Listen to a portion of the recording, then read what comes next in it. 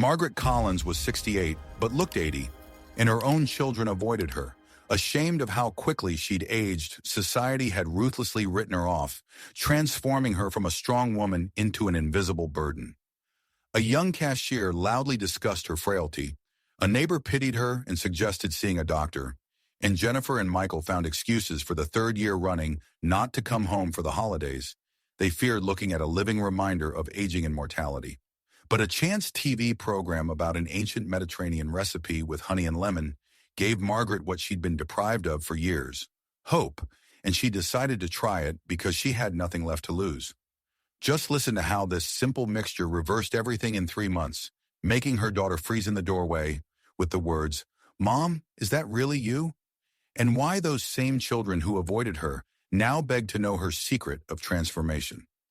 Margaret Collins stood before the mirror in her small apartment, studying a reflection that felt like a stranger's face staring back at her. At 68 years old, she appeared closer to 80. Deep lines carved paths across her face like rivers on a map. Her skin had lost its firmness, and age spots dotted her hands and cheeks like scattered leaves. Her daughter Jennifer's recent words still echoed in her mind. "Mom, you've aged so quickly. You really need to take better care of yourself." But what options did a retired woman on a modest pension truly have? The morning light filtered through her small kitchen window as Margaret prepared her simple breakfast. She moved slowly, feeling the weight of every year in her joints. The apartment around her held memories of better days. Photographs of her late husband, Robert, lined the hallway. Images of her 3 children at various ages covered the refrigerator. She had been strong once, vibrant and full of energy. Now even climbing the stairs to her 3rd-floor apartment left her breathless. That afternoon, Margaret made her way to the neighborhood supermarket. The automatic doors whooshed open, and she grabbed a shopping cart for support as much as for carrying groceries. Her hands trembled slightly as she reached for items on the shelves. Simple things like bread, milk, canned soup. She had learned to buy only what she could afford and what she could carry. At the checkout counter, a young cashier with bright pink hair scanned Margaret's items. As Margaret fumbled with her wallet, her shaking hands struggling to extract the bills, the cashier's voice rang out across the store. "Hey, Jessica, should we help her carry these bags to her car? She looks really frail." The words weren't whispered. They weren't even spoken at a normal volume. They were announced as if Margaret's condition was a public service announcement. Margaret's chest tightened. Heat rushed to her face, though whether from embarrassment or anger she couldn't tell. She managed a weak smile and shook her head. "I'm fine, thank you," she said quietly, her voice barely audible over the beeping of the scanner. As she walked home, the plastic bags cutting into her palms, Margaret's mind drifted back 40 years. She had been a nurse at County General Hospital, working double shifts to support her family after Robert's unexpected passing. She had lifted patients twice her size, had worked through exhaustion, had raised 3 children on her own. She had been the person others relied on, the one who helped, not the one who needed help. Now strangers looked at her with pity, or worse, they didn't look at her at all. The climb up the 3 flights of stairs to her apartment felt longer than usual. Margaret paused on the 2nd-floor landing, catching her breath, when her neighbor, Mrs. Parker, emerged from her door. Eleanor Parker was 72, but somehow managed to look a decade younger than Margaret. Her silver hair was always perfectly styled, her clothes coordinated and pressed. "Margaret, dear," Mrs. Parker said, her voice dripping with concern that felt more like judgment. "I didn't want to say anything, but you've been looking so unwell lately. Are you seeing a doctor? You really should get checked out. At our age, we can't be too careful." Margaret forced another smile, nodded politely, and mumbled something about having a checkup scheduled. She fumbled with her keys, finally managing to unlock her door and slip inside before the tears could start. The bags dropped to the floor as Margaret leaned against the closed door. The tears came then, hot and bitter, streaming down her weathered cheeks. She moved to the kitchen on autopilot, unpacking the groceries with blurred vision: a can of soup, a loaf of bread, a small container of yogurt, the simple staples of a simple, shrinking life. She caught her reflection in the toaster's chrome surface, distorted, yes, but not inaccurate. When had she become invisible? When had she transformed from Margaret Collins, the capable nurse, the devoted mother, the strong widow, into this fragile old woman that people spoke about in loud voices, as if aging had taken her hearing along with everything else. That evening, Margaret sat in her worn armchair, the one Robert had bought 30 years ago. The fabric was faded now, the cushions sagging, but it still held her in a familiar embrace. She stared at the television without really watching it, her mind replaying the day's small humiliations. The next morning brought fresh pain in the form of an envelope with familiar handwriting. Michael, her youngest son, had written. Margaret's hands trembled with anticipation as she opened it. Maybe he was planning a visit, maybe bringing the grandchildren she rarely saw. The letter was brief. Michael wrote that he wouldn't be able to make it for Thanksgiving this year. Work was demanding. The project deadline couldn't be moved, perhaps Christmas instead. But Margaret knew better. This was the third year in a row he'd found a reason to stay away. Jennifer had already called last week with her own excuse, something about her husband's family having prior commitments. Margaret set the letter down on her coffee table and stared at it for a long moment. The truth settled over her like a heavy blanket. Her children were avoiding her, not because they didn't love her, but because seeing her reminded them of something they weren't ready to face. She had become a mirror reflecting their own future, a preview of aging and decline that frightened them. She thought about the recent video call with Jennifer. Her daughter's eyes had widened slightly when Margaret appeared on screen, and there had been an uncomfortable pause before the conversation began. Jennifer had suggested, in that careful way adult children do, that Margaret might want to spruce herself up a bit, or maybe try that new salon downtown. But it wasn't about hair salons or makeup. Margaret could see it in their eyes during their rare visits, the way Jennifer would glance away when Margaret struggled to open a jar, the way Michael would change the subject when she mentioned feeling tired. She had become a living reminder of mortality, and her children, still in their vibrant 40s, weren't ready to confront that reality. Margaret walked to her bedroom and stood before the full-length mirror again. She forced herself to really look this time. The woman staring back had given everything to her family. She had sacrificed sleep, comfort, her own dreams, to ensure her children had opportunities she never had. And now when she needed them most, not for money or care, but simply for connection, they had slowly, quietly, begun to disappear from her life. She wasn't angry at them. Not really. Margaret understood fear. She had felt it herself when Robert died, when she realized she would face the rest of her life alone. But understanding didn't ease the loneliness that wrapped around her like winter frost. That night, Margaret lay in bed, staring at the ceiling. The apartment was silent, except for the occasional creak of settling wood and the distant sound of traffic. She thought about the young cashier's words, Mrs. Parker's concern, her children's carefully worded excuses. She thought about who she used to be and who she had become. For the first time in years, Margaret felt something beyond resignation. It was a tiny spark, barely noticeable, but it was there. A quiet voice in her mind whispered a question she hadn't dared to ask. Is this really how my story ends? 3 weeks after Michael's letter, Margaret sat watching television with a frozen dinner. She was flipping channels when a health show caught her attention. The host, an energetic woman in her 50s, stood in a Mediterranean kitchen. For centuries, people in coastal villages have used a simple combination, honey and lemon, the host explained, demonstrating how to mix fresh lemon juice with raw honey in warm water. Women in their 80s often look decades younger. Margaret let out a skeptical laugh. Honey and lemon. It sounded too simple, too good to be true. But as the show featured elderly Mediterranean women who looked remarkably youthful, something stirred inside her. She reached for her notepad and wrote down the recipe. Warm water, half a lemon, 1 tablespoon honey, every morning. She stared at her notes. This was probably foolish. But what did she have to lose? The ingredients would cost maybe $5, and she had nothing but time. The next morning, Margaret bought lemons and raw honey. Back home, she squeezed half a lemon into her favorite mug, added honey, and poured warm water over it. The first sip was tart and sweet, warming her throat.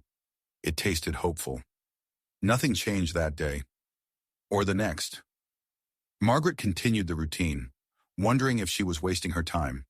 A week passed, then 2. She was considering giving up when, on day 16, she noticed something odd. The large age spot on her hand looked lighter, less pronounced. She examined it under the bathroom light. The spot had definitely faded. Margaret studied her face in the mirror. Was her skin slightly brighter? She told herself not to imagine things, but she bought another jar of honey that afternoon. Margaret added morning walks to her routine, just around the block at first, then farther. She discovered a small park with a pond and began walking there daily, feeling her breath come easier with each passing week. 4 weeks in, the changes were undeniable. The age spot had faded significantly. Her skin looked healthier, brighter. The deep creases around her mouth had softened. At the library where she volunteered, Elizabeth, another volunteer, stopped mid-step and stared at her. "Margaret, did you do something different?" Elizabeth asked. "You look younger, fresher. What's your secret?" Heat rose to Margaret's cheeks, but this time from something other than embarrassment. Hope bloomed warm and bright in her chest. "Just taking better care of myself," Margaret said casually, though her heart raced. "Drinking more water, walking more." That night, alone before her mirror, Margaret studied her reflection for a long time. She wasn't imagining it. After just 1 month, the changes were real and visible. The second month brought dramatic improvements. Margaret's walks extended to an hour. Her legs grew stronger, breathlessness faded. Her skin continued improving. Wrinkles softened. Texture became firmer. Her thinning hair grew thicker, fuller. Most remarkable was her energy. Margaret had forgotten what it felt like to wake without exhaustion. Now she opened her eyes each morning with eagerness. Her body moved lighter, more fluid. She joined a senior dance class at the community center. As she moved through basic waltz steps with her partner Frank, Margaret felt joy and movement she hadn't experienced in years. At the library, more people noticed. The head librarian, Susan, pulled her aside. "What have you been doing? You look wonderful. Your whole energy is different." Margaret smiled. "Would you believe me if I said honey and lemon?" Susan laughed, thinking it was a joke. Margaret added gentle yoga classes. Her body couldn't do most poses initially, but the instructor encouraged her. "It's not about perfection, it's about showing up and breathing." So Margaret showed up and breathed, and slowly her body remembered forgotten flexibility. By month 3, the transformation was impossible to ignore.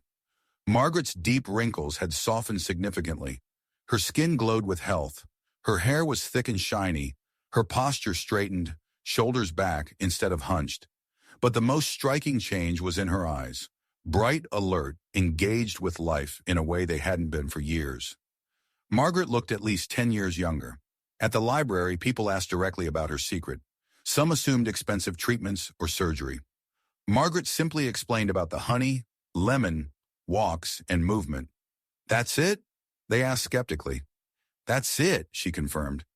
Mrs. Parker stopped her in the hallway, eyes wide with amazement.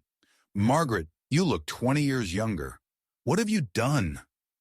Margaret thought about the $5 lemons and $12 honey on her counter. "It's not expensive at all, Eleanor.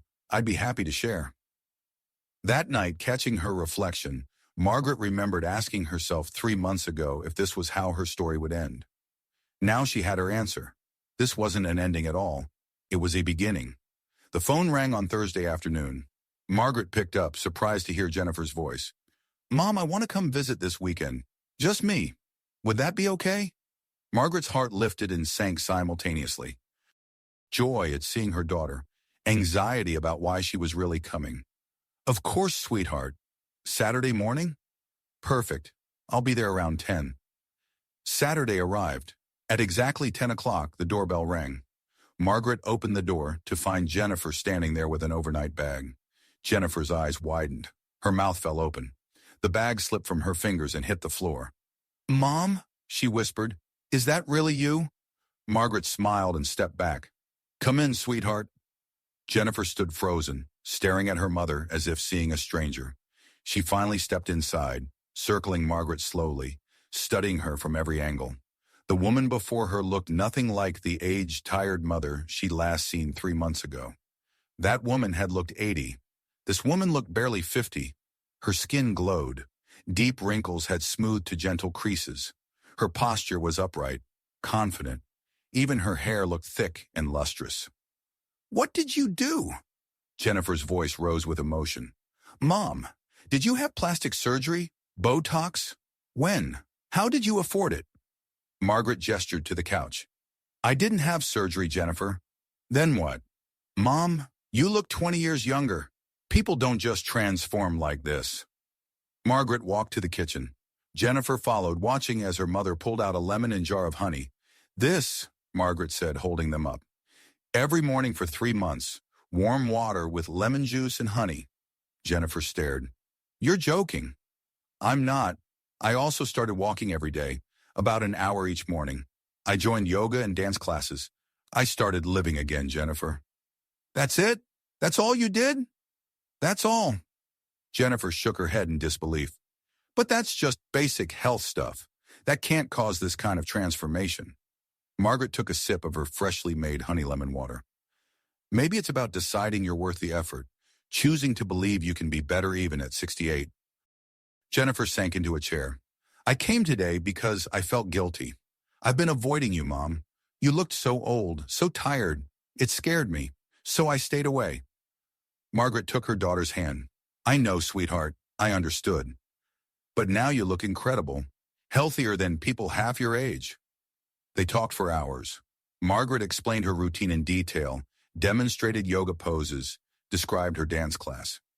Jennifer listened, skeptical but unable to deny what she saw. Her mother had transformed not just physically, but in spirit. That evening over dinner, Jennifer asked, "Are you angry with me? For avoiding you?" Margaret looked at her daughter with clear, kind eyes. "No, I understand fear, but aging doesn't have to mean fading away or becoming invisible." Jennifer's eyes filled with tears. "I'm so sorry, Mom." "You're here now," Margaret said simply. Word spread through the neighborhood like wildfire. Mrs. Parker, unable to contain her astonishment, began telling other neighbors about that woman on the 3rd floor who got 20 years younger. People stopped Margaret on the street constantly. The deli owner, Rosa, insisted, "My sister's your age and looks so tired. What's your secret?" Margaret explained the honey lemon routine repeatedly. Some nodded politely but didn't believe. Others wrote it down eagerly. Mrs. Parker cornered her in the lobby. "Margaret, I need to know everything. The exact honey type. Where you buy lemons, everything." Margaret smiled, remembering how the same woman had pitied her months ago. Now Eleanor looked at her with desperation. "It's really simple, Eleanor," Margaret explained patiently, emphasizing consistency and daily commitment. "But surely there's something else," Eleanor pressed. "Some special ingredient?" "The special ingredient," Margaret said gently, "is deciding you're worth the effort." At the library, crowds gathered around Margaret during her shifts. Susan, the head librarian, had to disperse them so Margaret could work. "You've become a celebrity," Susan laughed. Margaret shook her head, amused. "I'm the same person I've always been." "No," Susan said thoughtfully. "You're not. And that's the point." Michael called that evening.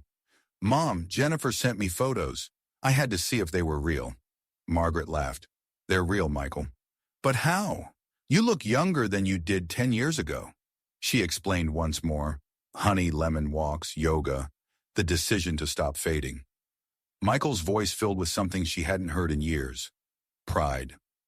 "I'm coming to visit next month. I'm taking time off work." "You don't have to." "I want to, Mom. I should have been visiting all along." "Jennifer told me we made you feel invisible, like we were ashamed." "I'm so sorry. I was scared of seeing you get old because it made me realize I'm getting older too. But she said you're more alive now than you've been in years." After hanging up, Margaret sat in the darkness, tears on her cheeks, not from sadness, but relief and joy. Her children wanted to spend time with her again. That felt good, but Margaret realized something important. She no longer needed their validation to feel complete. She had found herself again, not the younger version, but something new. A woman who was 68 and vital, energetic, engaged with life. Someone who had discovered that transformation was possible at any age. Margaret walked to her window, looking at the city lights. 3 months ago, this same view had looked empty. Now it was full of possibility. She had shared her secret with dozens of people. Some would try and quit after a week. Others would make excuses, but a few would stick with it, drink their honey lemon water, start walking, remember what it felt like to be alive. And maybe they would experience their own transformations, not because of magic in honey or lemon, but because they had decided they were worth the effort. Margaret smiled at her reflection. She had given her children permission to reconnect, and they had taken it. But more importantly, she had given herself permission to live fully again, a gift no one else could have given her. Margaret stood backstage at the community center, surprisingly calm as she waited. Through the curtain, she could see 50 chairs filled with people eager to hear her story. Susan, the library director, touched her shoulder. "You ready?" Margaret nodded, smoothing her new emerald dress. "I'm ready." Susan introduced her, and applause filled the room as Margaret walked onto the stage. 4 months ago, she wouldn't have had the courage for this. "Good evening. I'm Margaret Collins. I'm 68 years old. 6 months ago, I looked in the mirror and didn't recognize myself," she began. "I looked 80. I felt invisible. I had convinced myself my life was over." She paused, seeing heads nod in recognition. "Then I saw a TV program about Mediterranean remedies. Something so simple it seemed almost insulting: honey and lemon in warm water every morning." Margaret held up a lemon and honey jar. "These aren't magic, but they represent a decision to believe you're worth the effort of trying." She described her journey: the honey-lemon routine, the walks, yoga, dance classes. "But the real transformation happened inside, when I decided to stop waiting for life to end and started choosing to live." The audience sat in silence, captivated. Society taught me that aging meant becoming less capable, less valuable, less visible. But that's not truth. You're here searching for permission to believe it's not too late. I'm giving you that permission. You are worth the effort. Margaret answered practical questions about the routine, but wove in deeper messages. Start small, one change. Commit to it completely. Let it remind you daily that you matter. When questions ended, people approached the stage. A young woman named Amy waited at the edge, tears streaming down her face. "Mrs. Collins, my mother is your age. She's exactly like you were 6 months ago, given up completely. My siblings and I avoid visiting because it's too hard. I'm going to show her your picture, tell her your story. Maybe it will give her hope." Margaret embraced Amy. "Your mother isn't too far gone. No one is. But she has to choose to save herself. All you can do is show her it's possible." "Would you talk to her?" Amy asked. "Of course," Margaret said without hesitation. "But prepare yourself. She might not be ready. And that's okay. We all find our way in our own time." Margaret understood then that her transformation had never been just about her. Her story mattered because it was proof that change was possible. Over the following weeks, life settled into a new rhythm. Jennifer called every Sunday for hour-long conversations. Michael visited with his family. Her grandchildren stared at old photos, unable to believe it was the same grandmother. "Grandma, you have superpowers," her grandson said seriously. Margaret pulled him onto her lap. "Not superpowers, sweetheart, just the power of deciding not to give up." She woke each morning with purpose. After her routine, she volunteered at the community center, teaching wellness classes for seniors. She continued yoga, dance, started a book club at the library. She even booked a trip to Greece for spring. Mrs. Parker had committed to the routine too. They walked together now, two silver-haired women striding through the neighborhood with unexpected energy. "I didn't believe you at first," Eleanor admitted, "but I'm seeing real changes." My daughter noticed. "It's not about looking younger," Margaret said. "That's just a side effect. It's about feeling alive again." 6 months after her transformation began, Margaret stood at her apartment window, the same spot where she'd stood in despair so many times. Everything looked different because she was different. Her phone buzzed with a text from Amy, a photo of an older woman holding honey lemon water, smiling tentatively. "Day 1. Thank you for giving her hope." Tears filled Margaret's eyes, tears of gratitude. Her journey had been about discovering that at any moment you can choose differently. You can choose life. Tomorrow she would wake up, drink her honey lemon water, take her walk, attend yoga, meet Jennifer for lunch, teach her wellness group. It was a full life, a rich life, a life she had chosen to reclaim. At 68, Margaret Collins had proven something important to herself most of all. It's never too late to start again. Never too late to choose hope over resignation, movement over stagnation, life over merely existing. The honey and lemon sat ready for tomorrow, simple ingredients for a simple ritual.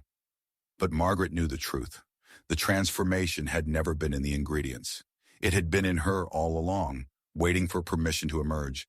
She had discovered that the most powerful secret wasn't a cream or procedure or special drink. It was the radical act of believing you're worth the effort of living fully at any age. And that belief, once awakened, could transform everything.